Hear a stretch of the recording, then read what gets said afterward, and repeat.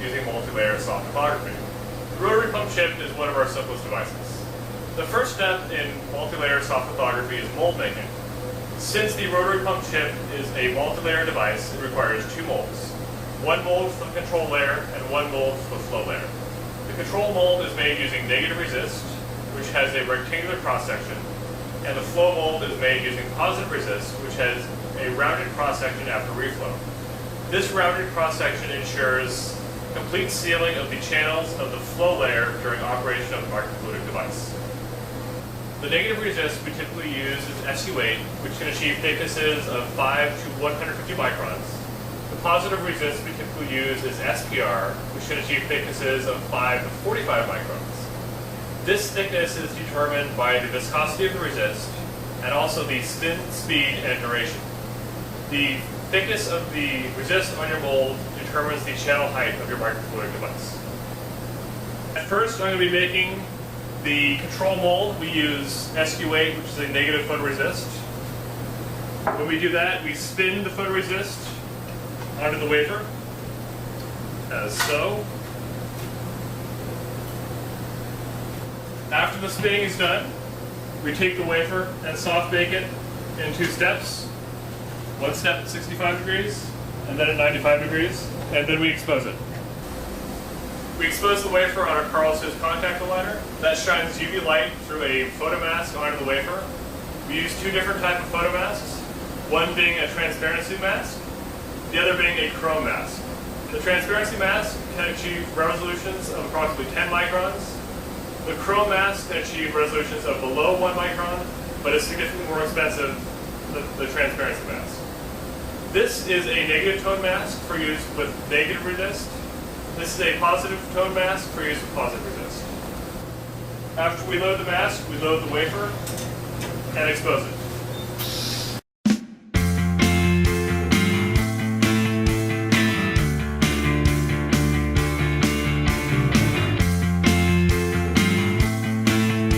After exposing the wafer, we do a two-step post-exposure bake. One step at 65 degrees, one step at 95 degrees, and then we let the wafer cool before we develop. After post-exposure bake, we develop the wafer. Since this is negative resist, the developer removes any non-exposed resist, transferring the pattern from the mask onto the wafer. As you can see, after developing, the pattern from the mask is transferred to the wafer. The wafer is now ready for hard baking. For both the flow and control mold, we use 4-inch wafers. There are some differences in the steps for making the flow and the control mold. For the flow mold, before we coat the wafer, we expose it to an adhesion promoter called HMDS. After the adhesion promoter, we coat the wafer. After coating, we do a single-step soft bake of the wafer. After the soft bake, we expose the wafer. And since this is a flow mold, we use positive resist. And for positive resist, we use a positive tone mask. After the exposure, we immediately develop the wafer in positive developer. The positive developer removes any photoresist that has been exposed to UV light. As you can see, after development and cleaning, the pattern from the mask is transferred to the wafer. Now the wafer is ready for reflow and hard bake. Once the molds are hard baked, we treat them with a solidizing agent. We use either TCS or TMCS. Treatment with the solidizing agent makes the PDMS not stick to the mold and makes it easy to work with. PDMS is a silicone elastomer that consists of two components, an A component and a B component. The manufacturer's recommendation for the mixing ratio is 1 to 10. First, we'll be making the PDMS for the control layer of the rotary pump. We'll be mixing a 5 to 1 ratio of PDMS. So we have our two components, your A and the B.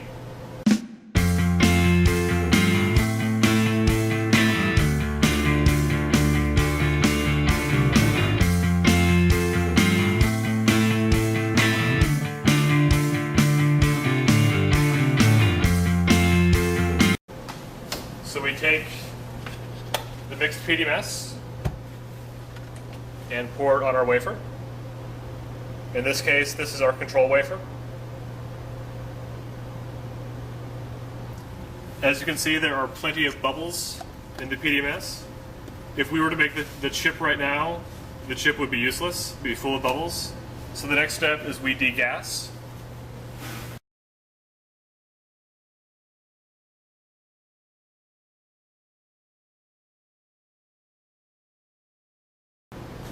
The degassing takes about half an hour. Once the bubbles are removed, we bake this layer for about an hour to partially cure it, so then we can thermally bond it to the 1 to 20 layer. For the flow layer for the rotary pump, we do a thin layer of PDMS, and that's of 20:1 ratio. And this is a similar spin coater that we used for the photoresist. And then we spin it. Once the spinning is done, we remove the wafer and bake it for approximately 40 minutes. Once the baking is done, we remove our 2 molds and then we cut them out.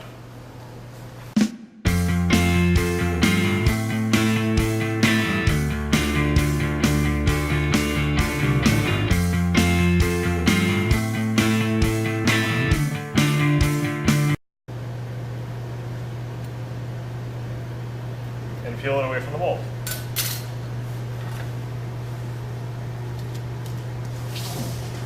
Then we individually cut out each chip.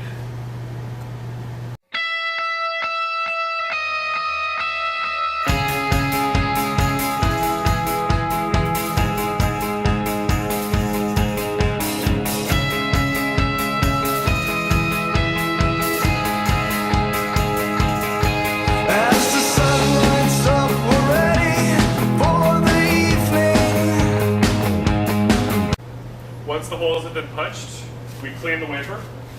To do that, we use masking tape. Masking tape is great for removing any small particles of PDMS, any dust that may have gotten on the wafer. You place your thick layer on top of your thin layer. Try and do a line with your alignment marks.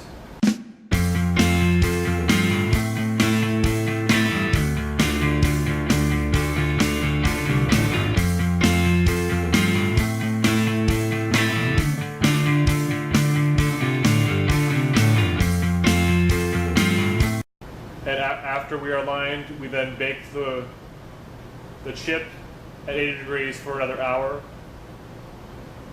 After incubating for an hour, we take the chip out. At this point, the 2 layers should be bonded together because of the thermal bonding from the 2 different ratios. The crosslinker in the 5:1 ratio is diffusing over the interface between the 2 layers into the 20:1 ratio. So we should have a single piece of PDMS.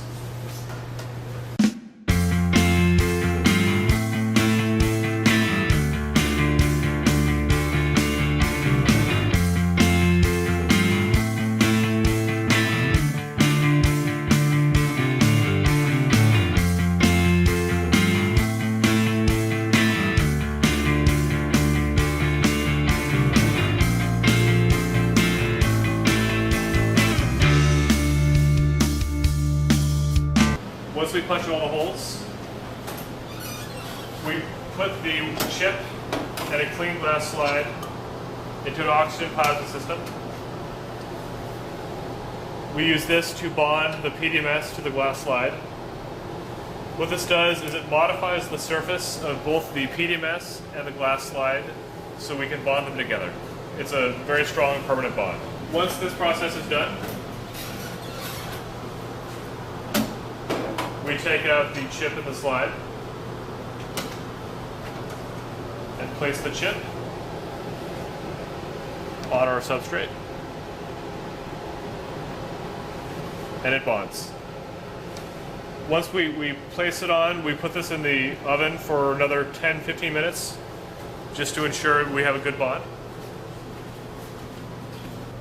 After plasma bonding, we generally wait overnight to test the chip. You can see this is a very strong bond. I can't peel it off with my fingers. To test the chip, we place a 20 gauge needle into the hole, connected to Tygon tubing, connected to an air source. You can see on the screen, this is the rotary pump. And as I turn on the air to turn the valve on, that's closed, that's open. Generally, these work at around 10 psi.